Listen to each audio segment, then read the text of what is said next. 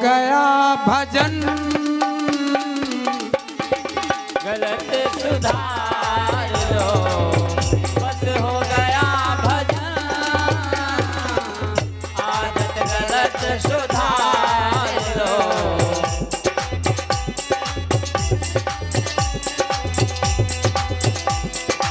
आदत गलत सुधार लो,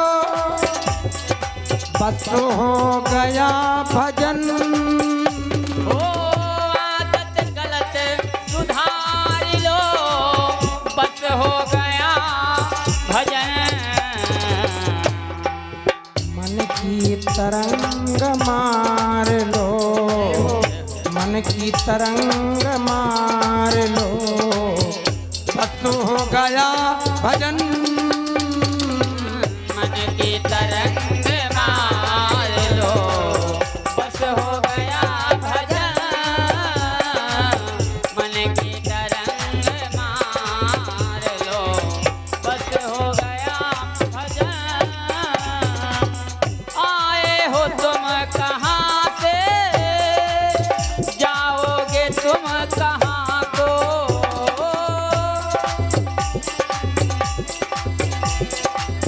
जाओगे तुम कहाँ, आए हो तुम कहाँ से, जाओगे तुम कहाँ। हो दिल में सही विचार लो, दिल में सही विचार लो, बस हो गया भजन। दिल में सही विचार लो, बस हो गया भजन।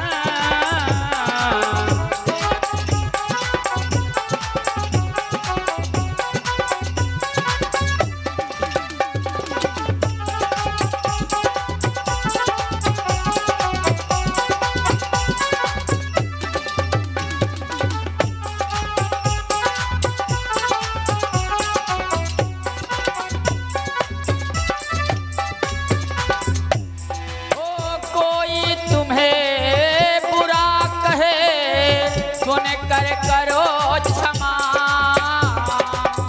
कोई तुम्हें बुरा कहे, सुन कर करो क्षमा।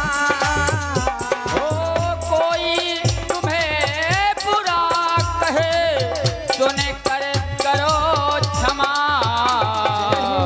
बाड़ी का सर संभाल लो, बाड़ी का स्वर संभाल लो, बस हो गया भजन।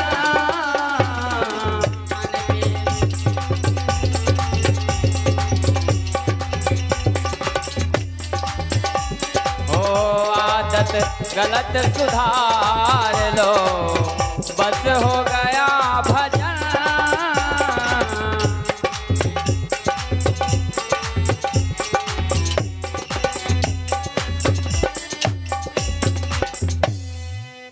राजा दर्बी के यहाँ आए, उनकी सेवा में लग गया ही रावण। भक्तों, अब राजा दर्बी ने विचार किया अपने मन में, राजा दर्बी ने विचार किया अपने मन में कि हमारी सेवा में लगा है। तो उनके कुंदनी नाम की कन्या थी। जब वो सानी हुई तो राजा दर्बी ने अपनी कुंदनी नाम की कन्या का विवाह अहिरावण के साथ में कर दिया। अब देखिए, जो चीज उसके भाग्य में थी उसको मिल गई। वो राजा दर्बी का दामाद बन गया। और कुछ दिन के बाद राजा दर्बी का जब प्राणांत हुआ तो उनके राज्य का वो राजा बन गया, राज्य मिल गया। जो चीज आपके भाग्य में है वो चीज आपको अवश्य मिलेगी। आपके भाग्य में जो चीज है वो आपको मिलेगी जरूर। तो उसके भाग्य में राजपद था। देवी माता का वरदान सत्य हुआ। अमरन ते विशेष सुख करहु, और जीतऊ जही के संग माल रहू। तो राजा बन गया। इस प्रकार अहिरावण रावण का पुत्र लंका से पहुंच गया पाताल लोक में और राजा बन गया। आज भगवान महादेव जी कहने लगे भवानी रावण का पुत्र अहिरावण इस प्रकार पाताल लोक में आया और राज्य सुख भोगने लगा। तो जब शुक्राचार्य जी ने बताया कि तुम्हारा एक पुत्र पाताल लोक में राजा है, बस रावण लंका के निकुंभिला मठ में गया और अपने पुत्र का आवाहन किया।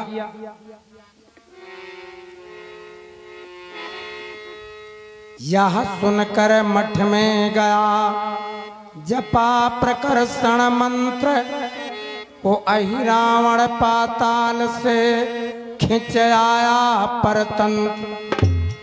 यह सुनकर मठ में गया जपा प्रकर्षण मंत्र, अहिरावण पाताल से खिंच आया परतंत्र। तो मंत्रों के द्वारा अपने पुत्र का आवाहन किया। जैसे आजकल हम लोग फोन पर बात करते हैं, ये काम पहले मंत्र शक्ति के द्वारा होता था। तो जैसे रावण को समाचार मिला पाताल लोक में, वो लंका को आया और अपने पिता रावण से कहने लगा कि पिताजी आपने हमको किस लिए याद किया, हमको किस लिए बुलाया? आपने तो हमको जन्म के समय में जमीन में गाड़ दिया था। तो रावण को बड़ा दुख हुआ। रावण ने रोते रोते हाल बताया कि कहीं से प्रथम बताया, कहीं से प्रथम सीता के हरना, कहीं से प्रथम सीता के हरना, कहीं से प्रथम सीता के हरना, कहीं से प्रथम ओ कहीं से प्रथम, कहीं से प्रथम सीता के हरना। लंक दहन जय हो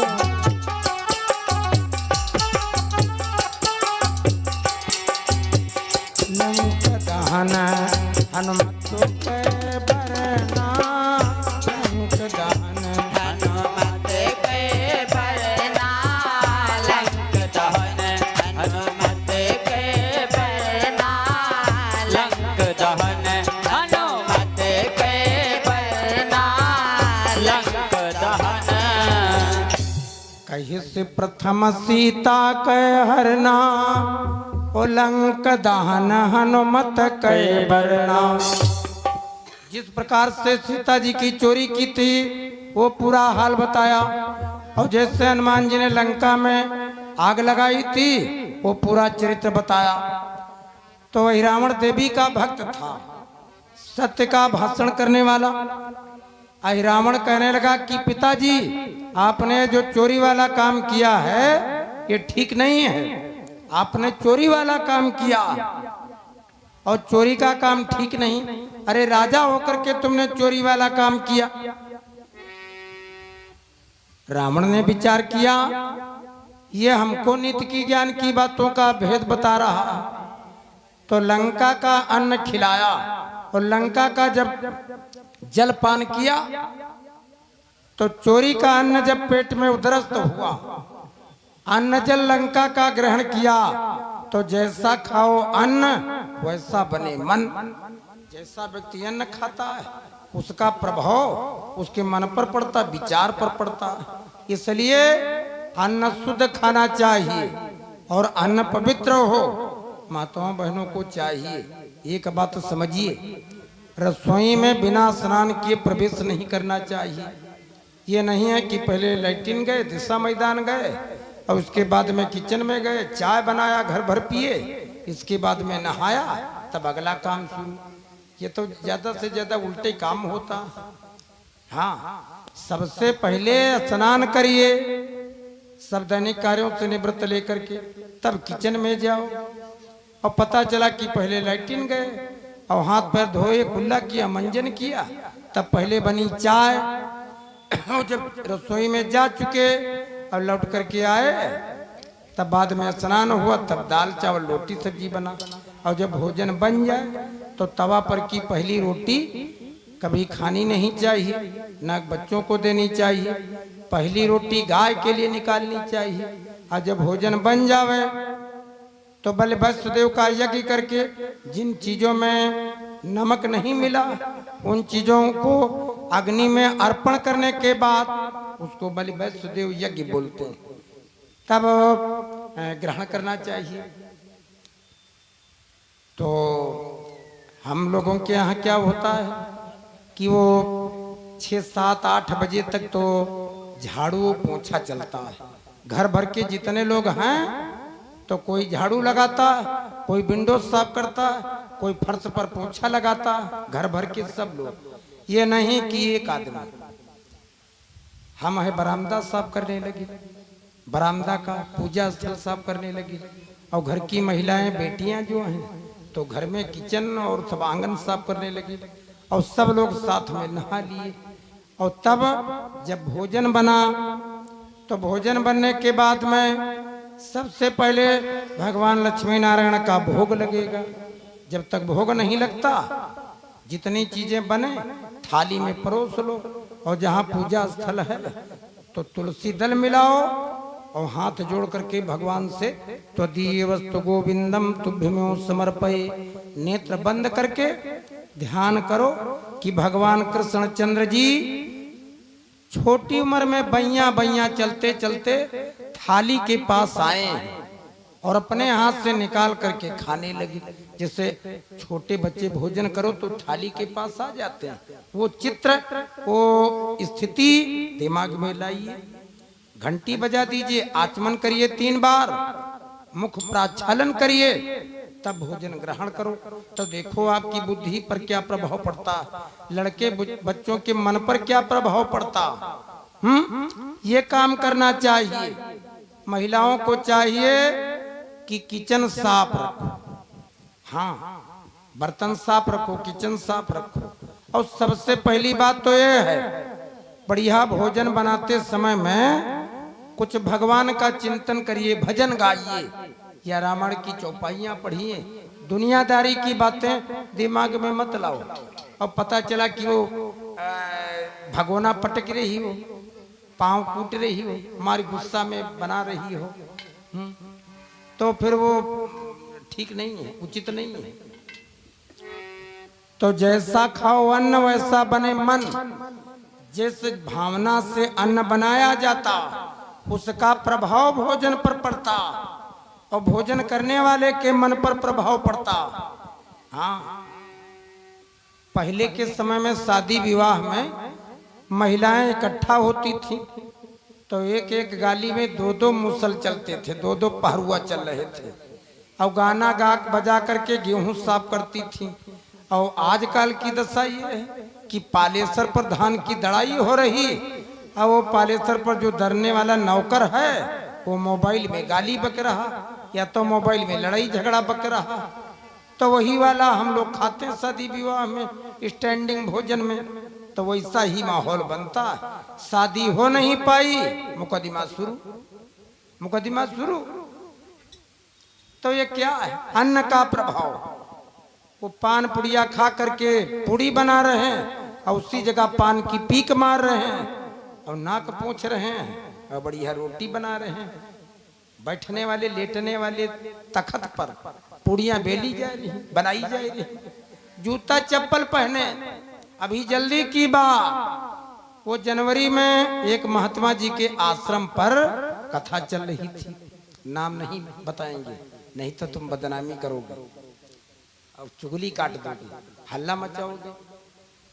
तो गए वहां पर, बहुत बड़ी जगह है मंदिर पर। तो दोबारा कार्यक्रम हुआ। अच्छा, वो जिस गांव के महात्मा जी थे, महात्मा जी के गांव के भोजन बनाने वाले भंडारे में आए। सवेरे गए लाइटिन, जनवरी का महीना, जाड़ा खूब। लौट करके आए, आग तापने लगे और जूता चप्पल सब पहने। तो हम मंजन करने जा रहे थे। हमने कहा कि ऐसा करो बच्चा, फिर तुम लोग भंडारे का काम करना तो जल्दी करो और जल्दी स्नान करो, जल्दी शुरू हो जाओ। कहने लगे महाराज जी क्या स्नान? हमने कहा हाँ। अरे कहा इतने जाड़े में तुम स्नान के लिए गाए रहे हो, तो हमने कहा तो अरे कहा ये स्नान पसनान तुम लोगों का काम है। तो हमने कहा लैट्रिन गए थे और जूता चप्पल सब मोजा भी पहने हो जूता पहने हो। अरे कहने लगे तो भोजन हाथ से बनाएंगे कि पैरों से बनाएंगे। अच्छा तो भैया हम अपने उधर काम में लग गए। वो फिर ऐसे जूते चप्पल पहने पहने नहाया भी नहीं, बनाया। और जब बजे तो भोजन पत्तल में निकाल करके लाए, कहने लगे महाराज भोग लगाओ। तो हमने कहा कि देखो इस प्रकार का भोग हम तो लगाते नहीं। तो कहने लगे लगाओ। तो हम कहा हमारे भगवान ऐसा भोग नहीं लगाते, हमारे भगवान की दूसरी आदत। तो फिर वो एक महुआ का पेड़ था, उसी के नीचे ईंट लगाई और झटपट 2 लड़के थे, स्नान किए 2 बजे।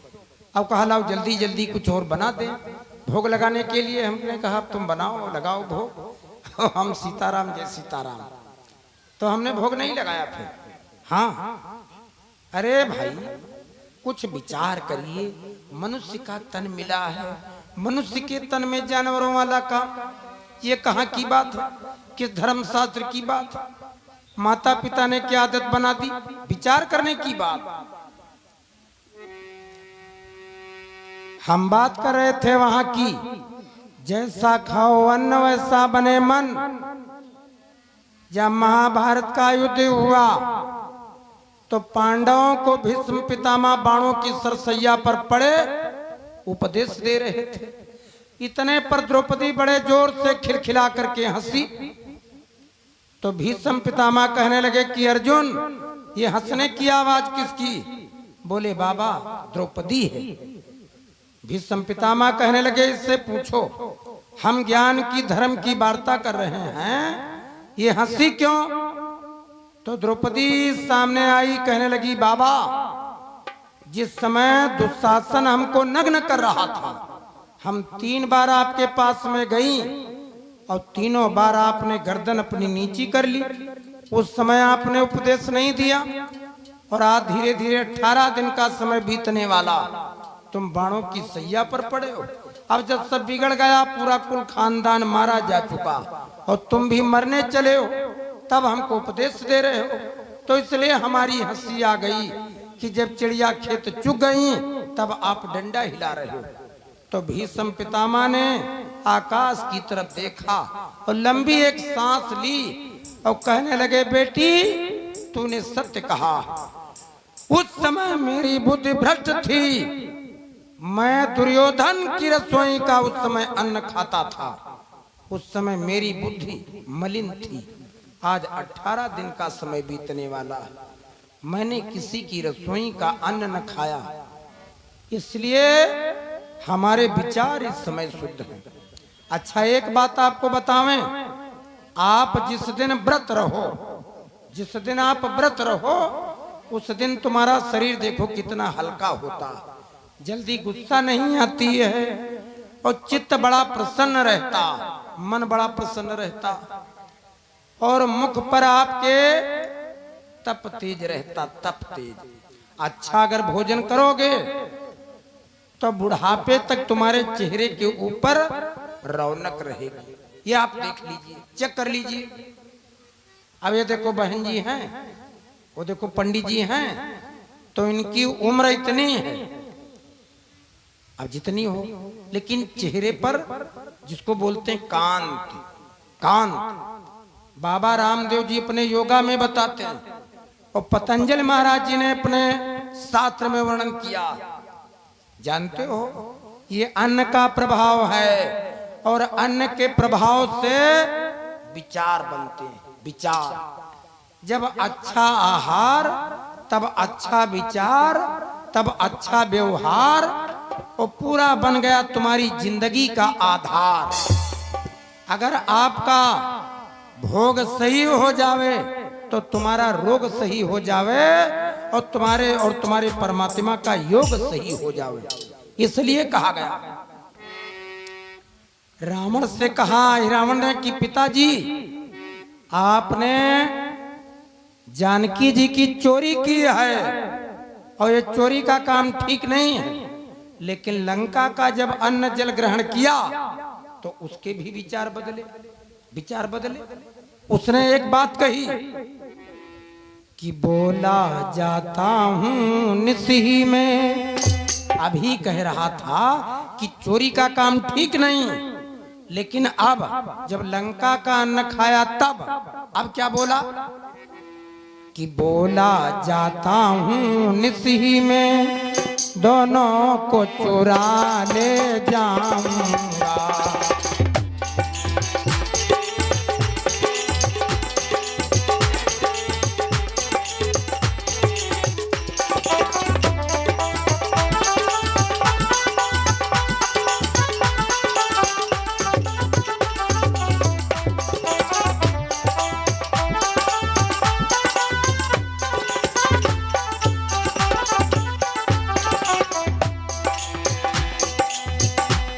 बोला जाता हूँ निसी में, दोनों को चुरा ले जाऊंगा।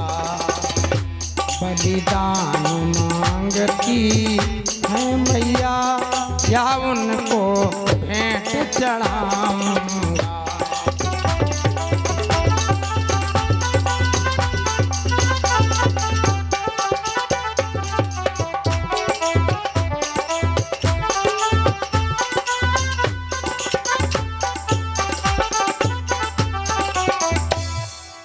कहा आप संताप न करो पिताजी, हम समुद्र के किनारे जाएंगे और राम लक्ष्मण दोनों तपस्वियों को चुरा ले जाएंगे।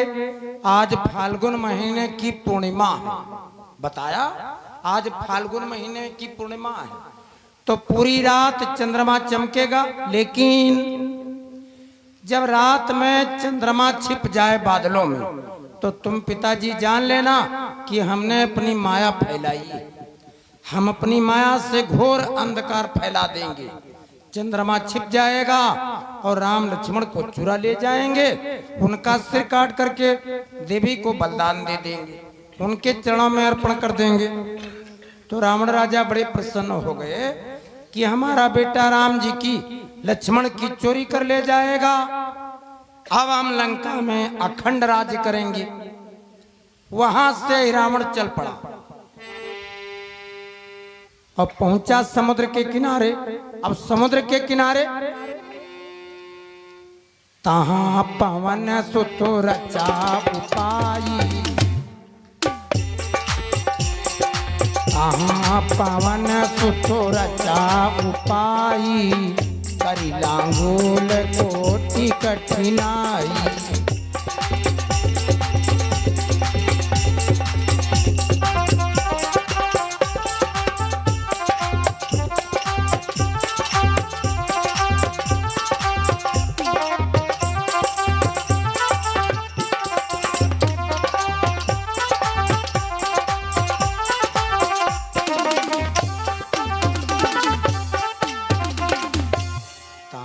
पवन सुत रचा उपाई, और करी लांगूल कोटि कठिनाई। एक बंदर की ड्यूटी रोज पहरे पर लगती थी। आज दैव संयोग से हनुमान जी का नंबर जामवंत जी ने लगा दिया।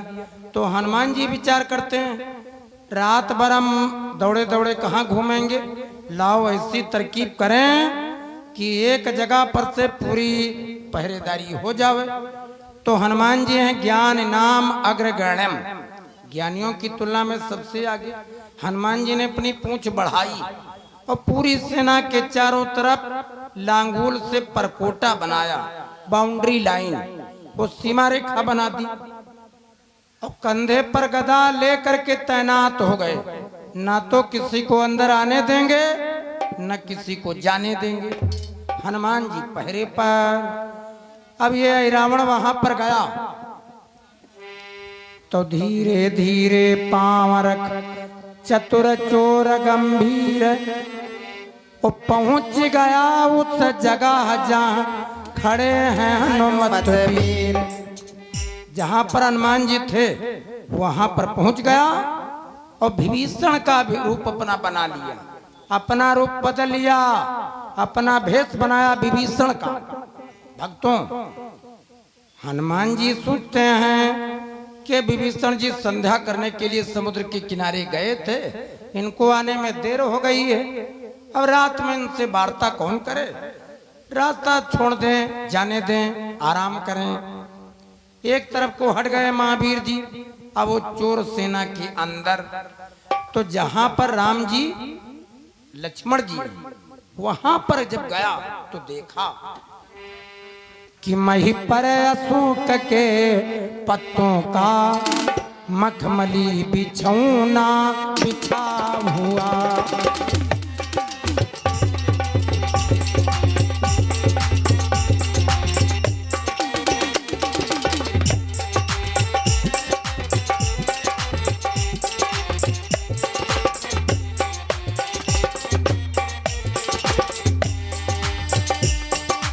मही पर अशोक के पत्तों का मखमली बिछौना बिछा हुआ। तकिया के रुचिर कुशाओं का हमें प्रभु पे लगा हुआ।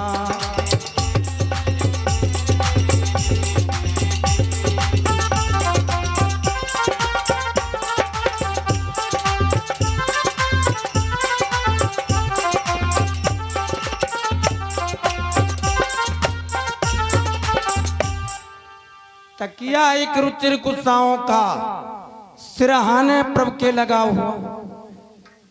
अब कुस्सा का तकिया रघुनाथ जी के सिर के नीचे लगा है। अशोक के पत्तों का बिछावन लक्ष्मण जी ने बिछा दिया। लक्ष्मण जी थोड़ी दूरी पर रखवाली में, तो जो लोग जाग रहे थे उनकी आंखों में झपकियां दे दी, और जो लोग सो रहे थे उनको गहरी निंद्रा में सुला दिया।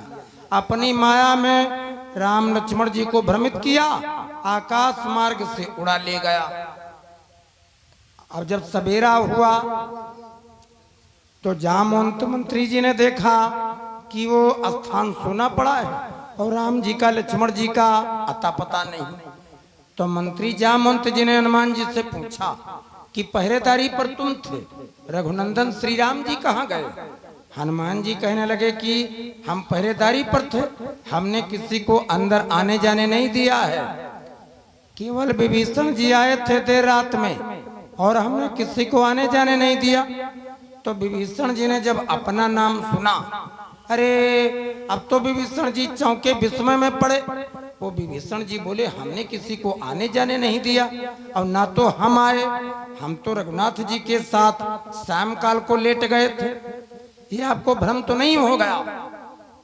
तो फिर जामवंत जी बोले, कहने लगे महावीर आप ज्ञानियों में आगे हो, लेकिन हमको लगता कि कोई चोर विभीषण का रूप बना करके आया और आपको भ्रमित किया, तुम जान न पाए। अब हनुमान जी के प्रवाह आ गया, हनुमान जी के वेग आया शरीर में। बोले मंत्री जी अगर विभीषण के रूप में कोई चोर आया है तो लंका का होगा, और अगर लंका का कोई असुर है तो सुनो, गर ऐसा है तो ये लंका सागर में आज बहा दूंगा। 10 मुख के करके 100 टुकड़े गिद्धों का ग्रास बना दूंगा।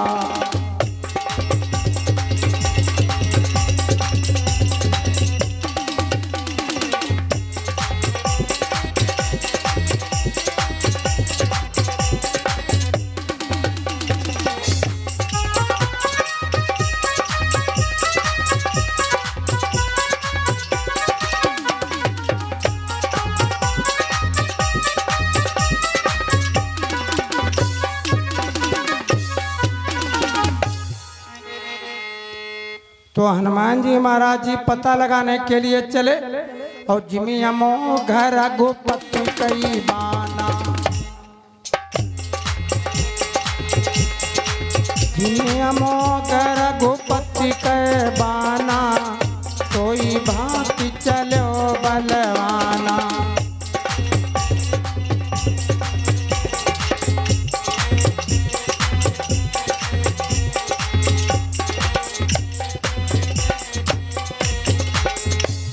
राम जी के तरकस में एक अमोघ बाण रहता था।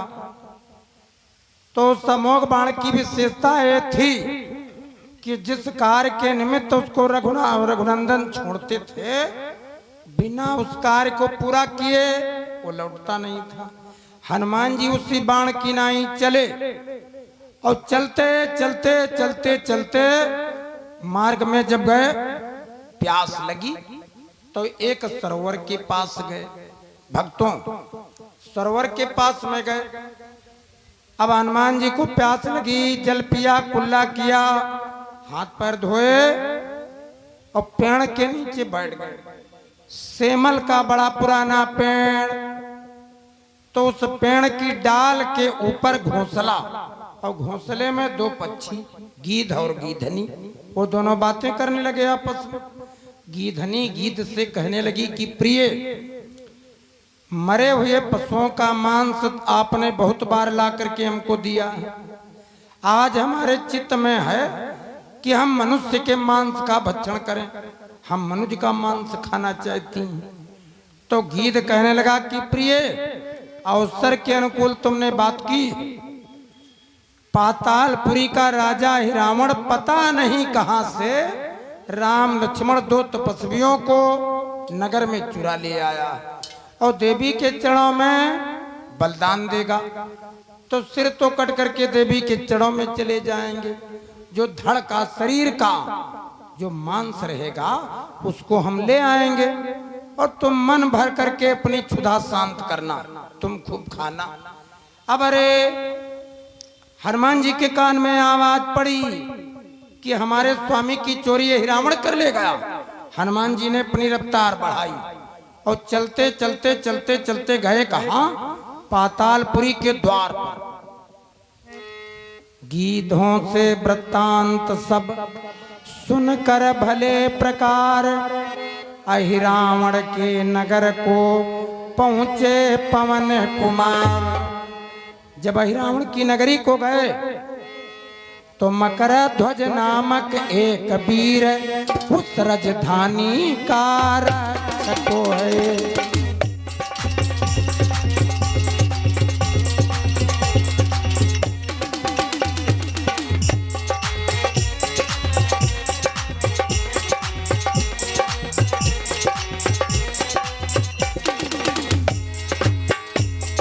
मकरा ध्वज नामक एक वीर उस राजधानी का रक्षक है।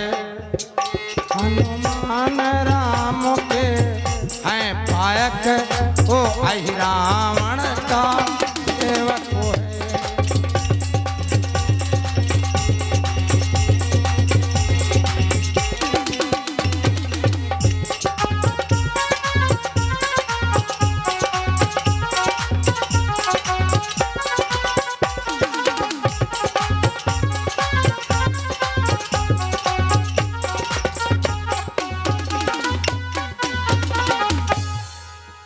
जब वहां पर हनुमान जी गए तो रोक इन्हें उसने कहा कि मेरे मालिक का आदेश, वो आज नगर में किसी का होगा नहीं प्रवेश। आज कोई बाहर का युवक, कोई बाहरी व्यक्ति अंदर नहीं जा सकता, हमारे राजा की आज्ञा है। आज राम लक्ष्मण दो तपस्वियों का देवी के चरणों में बलिदान दिया जाएगा। तो हनुमान जी बोले कि तुम कौन हो, तुम्हारा नाम क्या है? किसका दूत कौन का जाया, वो हम ही काहे फाटक अटकाया। तुम किसके पुत्र हो, तुम्हारा नाम क्या है, हमको फाटक पर रोकने वाले तुम कौन हो? तो उसने कहा, अपना परिचय दिया कि पवन सुवन के सुवन हम। अब तो हनुमान जी के काटो खून न, जैसे कहा पवन सुवन के सुवन हम, पवन सुवन के सुवन हम, मकर ध्वज मम नाम, और अहिरावण के दूत हम कहो अपनो नाम। हम अहिरावण राजा के दूत हैं और पवन के पुत्र जो हनुमान हैं, हम हनुमान के पुत्र हैं। हनुमान जी चक्कर में पड़े, हमारा जीवन बाल ब्रह्मचारी, ब्रह्मचर्य का व्रत करने वाले, हमारा विवाह नहीं हुआ और ये हमको अपना पिता बता रहा। अब तो विस्मय में पड़े। हनुमान जी ने कड़कती आवाज में कहा कि ये ढीठ चोर, अरे नादान, जिह्वा को संभाल करके बात करो, हनुमान हम हैं। तो उसने गरज करके कहा कि ए बूढ़े बलवान, तुमको ज्ञान नहीं है कि हम हनुमान के पुत्र हैं? अरे तुम्हारी बात नहीं कर रहे हैं, अरे हम वो हनुमान के पुत्र हैं। तो हनुमान जी भाभरी फंस गए, सोचे का हनुमान 10-5 का। हनुमान जी बोले कौन कौन हनुमान के तुम पुत्र हो? उसने बताया, मकर ध्वज बोला वो हनुमत, जो जला चुके हैं लंका को। अब तो हनुमान के काटो फूलना। सोचने लगे लंका हमने जलाई, ये कहता क्या? हनुमान ने गर्जना करके कहा के बलवान, ये तुम क्या कहते हो? अरे कहा के बूढ़े बलवान, जिह्वा को संभाल करके वार्ता करो, हम तुम्हारी बात नहीं कर रहे हैं, हम वो हनुमान के पुत्र हैं। मकर ध्वज बोला वो हनुमत, जो जला चुके हैं लंका को। हनुमान बीच में गरज पड़े, क्यों बढ़ा रहा तू लंका को?